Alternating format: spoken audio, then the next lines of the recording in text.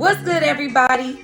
It's your girl Dana. See, I inspire to be me, and as always, I'm so inspired to see you be the best version of you because you absolutely create the change that you would like to see. And today's scripture short is coming from 2 Corinthians chapter 4, verse 7. And it says, "But we have this treasure in earthen vessels, that the excellency of the power may be of God and not of us."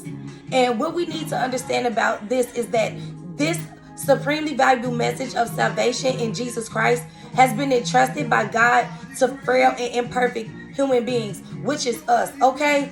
But Paul wrote this message in 2 Corinthians, and his focus, however, is not on the perishable container, which is our human body, but he focuses on the priceless contents of that, which is the power of God that dwells inside of us. So what does that mean? Though we may be weak, God still uses us to spread the good news, and he gives us the power to do the work. Now, us knowing this as human beings, knowing that the power is of his and not of us, should keep us from pride.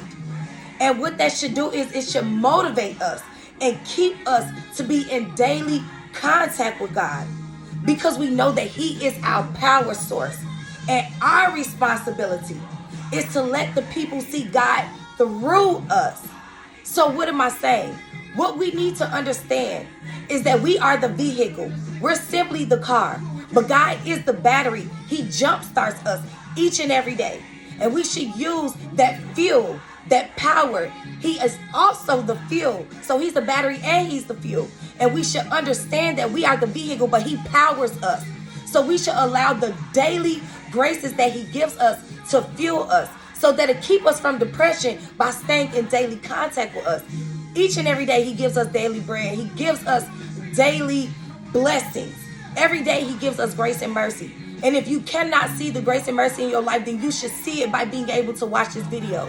You being able to wake up and have breath is a blessing. That's blessing number 1. You being able to use your mouth is blessing number 2. You being able to see is blessing number 3. And if you're able to smell and use the activity of your limbs, if you're able to do the daily things that you do, you can count each and every one of those things as blessing. So by the time that you even get out of your bed, you should have at least counted 10 to 12 blessings. And so you want to use that. You want to use that to power you, because that's the power of God, to get you to do the daily things that you do every day.